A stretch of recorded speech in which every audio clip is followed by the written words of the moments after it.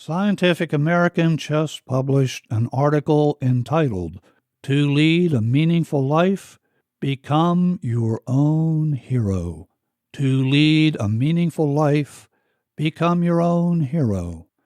Can you and I use the hero's journey narrative to build confidence and self-approval in ways that will allow us to achieve greater successes in our lives? Indeed we can. And that's exactly what you and I will talk about in this episode of Positive Word Power.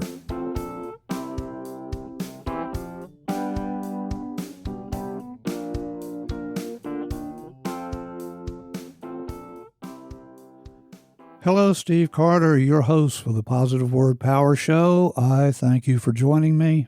By way of brief introduction, I've helped thousands of people move from stress to success using a variety of methods to include hypnosis, neurolinguistic programming, and an array of other methods. To learn more about my background and our work, visit our website at stressreliefradio.com, stressreliefradio.com. Let's begin by sharing a quote from the Scientific American article entitled, "To Lead a Meaningful Life, Become Your Own Hero." This article is based upon a major research project that will soon be published in the American Psychological Association Journal of Personality and Social Psychology. The operating title for that publication, for this article, for this study, is "Seeing Your Life Story as a Hero's Journey Increases Meaning in Life." Seeing your life story as a hero's journey increases meaning in life. Returning to the Scientific American article, their second paragraph reads, "Our research," and what they're talking about here are the researchers who did the work for this study. "Our research reveals that the hero's journey is not just for legends and superheroes. In a recent study published in the Journal of Personality and Social Psychology, we show that people who frame their own life as a hero's journey find more meaning in it." This insight led us to develop a restorying, restorying, restorying intervention to enrich individuals' sense of meaning and well-being. When people start to see their own lives as heroic quests, we discovered they also report less depression and can cope better with life's challenges. Close quote. The article goes on to highlight the fact that our brains are wired to make sense of the world through stories. And indeed, the fact is, we tell ourselves stories all of the time. We tell ourselves stories about what we're capable of, what we are not capable of. We tell ourselves stories about our shortcomings, about our failures, about how we failed. There is research that suggests we have anywhere from 25,000 to as many as 50,000 thoughts a day, and the vast majority of those thoughts are negative. They are negative stories about ourselves, about something we did, something we did not do, about some way that we failed, some way we did not achieve, some way we did not measure up. And as we know, your subconscious mind, well, it is always listening to these stories. And if they hear the stories loud enough and with enough frequency, that subconscious mind is going to believe every word. This major research study identified a significant connection between the stories you and I craft about our lives and the meaning of our lives filtered through those stories. The research explores the impact of a universally recognized narrative structure known as the hero's journey, and it looks at that impact on our perception of the meaning of our lives. This narrative pattern is prevalent across virtually all cultures and time periods. It serves as a framework for ancient legends like Beowulf, all the way to modern stories such as Harry Potter. If you're a Star Wars fan, you know well that all of the Star Wars movies are built on the hero's journey. It's the battle of good versus evil. Returning to the study, their research demonstrates when we align our personal narratives with this well-known narrative structure, that is going to help us understand our experiences in a more coherent and emotionally impactful way. The study underscores that when we perceive life as a hero's journey, that can influence how you and I confront the challenges of our lives. Embracing this narrative model encourages more resilient coping strategies, and it fosters a perception of greater personal capabilities, greater confidence in addressing problems, whether those problems be psychological, emotional, or behavioral. When we view our lives as a hero's journey, it helps us shape how we interpret our past, as well as how we can be more confident in the future. One technique that I've used for many years when I know that I'm going to be entering into a major challenge is to have a look at my resume.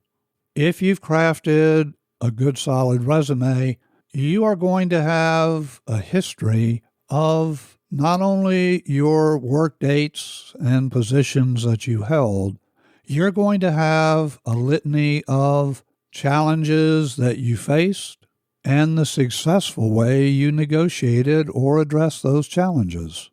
Think back over your professional life and bring up just 2 or 3 major successes.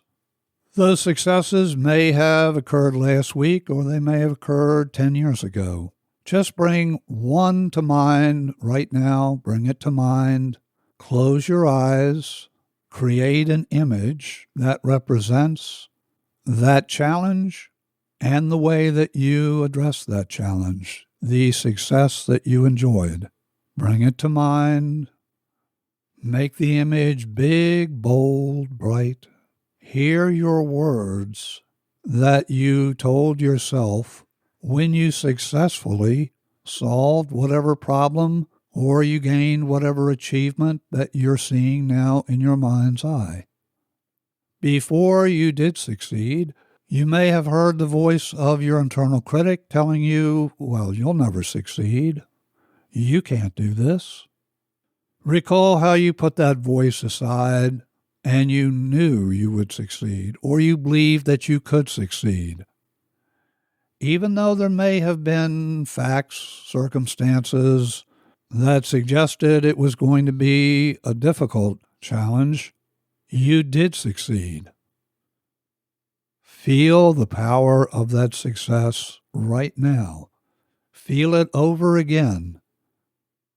Notice how good it feels when you recall your success in mind. You did that. You succeeded. While your resume is a chronicle of your professional successes, recall too you had many personal successes. Many times that you were kind to other people. Many times people were kind to you.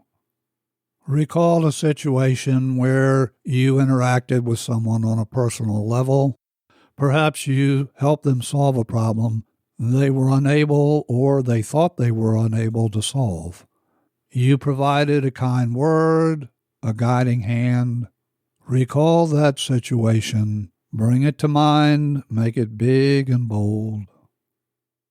Hear the words of gratitude that the person shared with you in the wake of that situation. Recall the words they shared with you about how thankful they were for your intervention, for your help, and how thankful they were that you were in their life. How can we apply this as a positive word affirmation? How can we apply the lessons of this research and the lessons of our own success as positive word affirmations? I suggest the next time that you're facing a difficult challenge, bring to mind an affirmation such as, even though I know I'm facing a difficult challenge, I choose to recall 3 successes, 3 situations from my past where I massively succeeded. 3 instances where I succeeded. Bring to mind those 3 instances. If you're dealing with a personal challenge, bring to mind 3 personal successes. If you're dealing with a professional challenge, bring to mind 3 professional achievements. Make them big, bold, and bright. See what you saw, hear what you heard, and feel what you felt. Feel how good it is to succeed. Feel how good it is to succeed. Feel the energy of success. And again, bring to mind the current challenge that lays ahead. Use an affirmation such as, I choose to feel the confidence I felt in the wake of my successes in the past. I choose to feel calm and confident about this situation. I succeeded then, and I will succeed again. I succeeded then, and I will succeed again. If you would like to take a deeper dive into the research that I shared in this episode, I'll have links to the Scientific American article, as well as the research summary and other links. You'll find that information in the show notes. To listen to previous episodes of this show, visit us at stressreliefradio.com, stressreliefradio.com. If you haven't already subscribed or you're not following the Positive Word Power Show, this is a perfect time to do that. When you follow, also known as subscribe, you will never miss an episode. If you would like to be in touch, email me at cartermethod@gmail.com. Until our next visit together, your host here, Steve Carter, wishing for you and your loved ones blessings in abundance.